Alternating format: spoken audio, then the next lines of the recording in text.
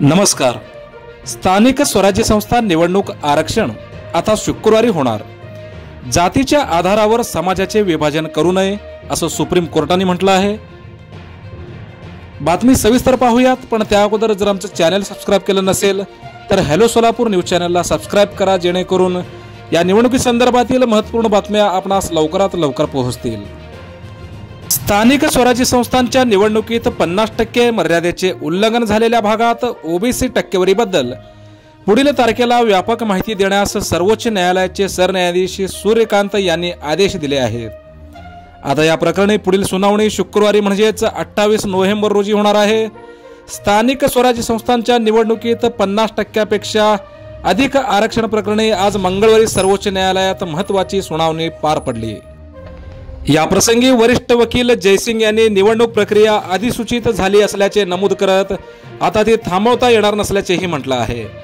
आरक्षणातील बहुतांश स्थानिक स्वराज्य संस्था या आदिवासी क्षेत्रात आहेत असा युक्तिवाद देखील वरिष्ठ वकील जयसिंग यांनी केला आहे। या संदर्भात सरन्यायाधीश सूर्यकांत यांनी स्पष्ट केले की आम्ही ही निवडणूक लोकशाही मार्गाने सुरळीतपणे चालेल याची खात्री करणार आहोत।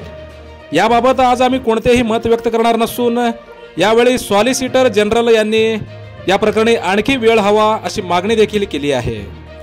ही मागणी मान्य करत खंडपीठाने या प्रकरणाची सुनावणी पुढील म्हणजेच शुक्रवार 28 नोव्हेंबर रोजी ठेवली आहे।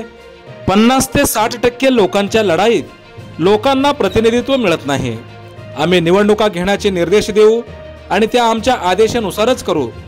आम्ही एक मोठे पीठ देखील स्थापन करू शकतो असे सरन्यायाधीश सूर्यकांत यांनी यावेळी स्पष्ट केलं आहे। जातीच्या आधारावर समाजाचे विभाजन करू नये असं सुप्रीम कोर्टाने म्हटलंय। काहीही झाले तरी आपण जातीच्या आधारावर समाजाचे विभाजन करू नये असं स्पष्ट मत सर्वोच्च न्यायालयाचे सरन्यायाधीश सूर्यकांत यांनी व्यक्त केलं आहे। मंगळवारी राज्यातील स्थानिक स्वराज्य संस्था निवडणूक प्रकरणाची सुनावणी झाली। स्थानिक स्वराज्य संस्थांच्या निवडणुकांमध्ये 50% आरक्षणाची मर्यादा वाढवली असून इतर मागासवर्गीयांना लोकशाहीतील प्रतिनिधित्वापासून वंचित ठेवले अशी चिंता विविध राजकीय पक्षांनी व्यक्त केली होती।